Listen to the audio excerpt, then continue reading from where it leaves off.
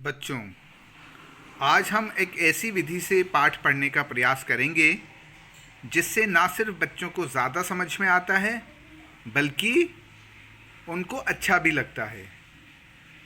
तो लीजिए और इस पाठ को अंत तक सुनिएगा। जितने भी प्रश्नोत्तर आपके सामने आएंगे वो सब आपको एकदम शब्द के साथ याद होंगे। आई बात समझ में?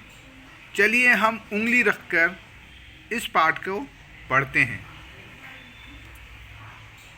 मीरा बहन का जन्म इंग्लैंड में हुआ था। गांधी जी के विचारों का उन पर इतना असर हुआ कि वे अपना घर और माता पिता को छोड़कर भारत आ गई और गांधी जी के साथ काम करने लगी। आज़ादी के 5 साल बाद उन्होंने उत्तर प्रदेश के एक पहाड़ी गांव गेवली में गोपाल आश्रम की स्थापना की।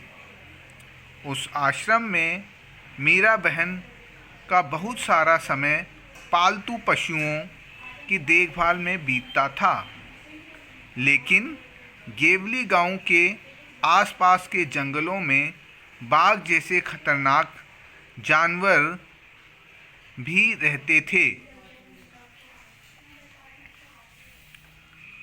पहाड़ी गांवों में अक्सर बाघ का डर बना रहता है।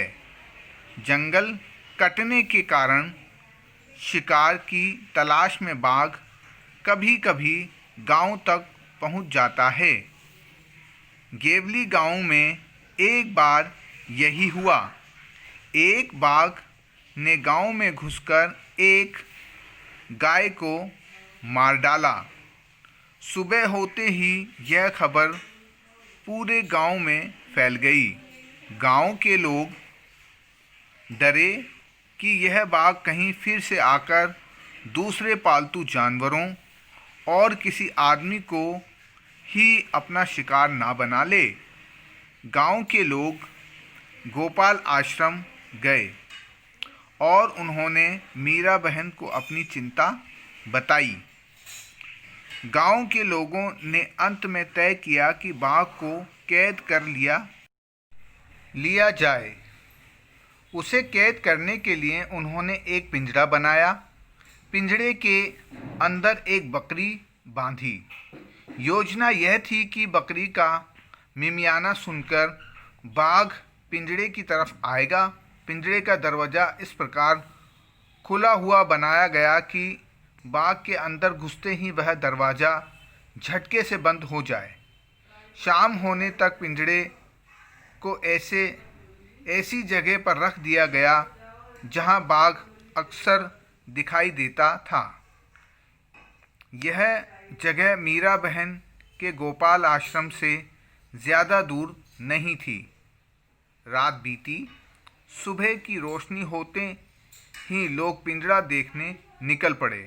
उन्होंने दूर से देखा कि पिंजरे का दरवाज़ा बंद है। वे यह सोचकर बहुत खुश हुए कि बाघ जरूर पिंजरे में फंस गया होगा।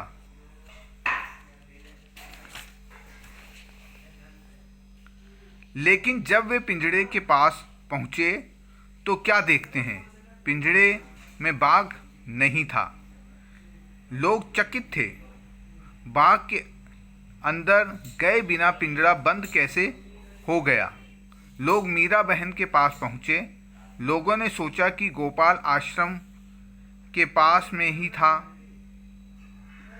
इसलिए शायद मीरा बहन को मालूम हो कि रात में क्या हुआ। पूछने पर मीरा बहन बोली, देखो भाई, मुझे नींद नहीं आ रही थी। मैं सोच रही थी कि आखिर बाघ को धोखा देकर हम क्यों फंसाएं, इसलिए मैं गई और पिंजरे का दरवाज़ा बंद कर आई। देखिए बच्चों, अब एक पाठ हम इसे अलग ही अंदाज में पढ़ेंगे, ठीक है? इसके बाद आप देखिएगा कि आपको पढ़ने में कितना मज़ा आएगा, कितना सुनने में मज़ा आएगा, है ना? और ये पाठ आपको याद भी हो जाएगा और ज़िंदगी में आप कभी भूल भी नहीं पाएंगे। की बारी। जो आपको बताना होगा और ये समझाना होगा कि आखिर आप गांव वालों की तरफ होते तो मीरा बहन की बात का जवाब क्या देते, और अगर आप मीरा बहन के स्थान पर होते तो गांव वालों की विभिन्न प्रश्नों के जवाब क्या देते, उनके क्या प्रश्न हो सकते हैं और वो आपसे क्या क्या पूछ सकते हैं। इसी प्रश्न के जवाब में आपके पूरे पाठ का सार लिखा हुआ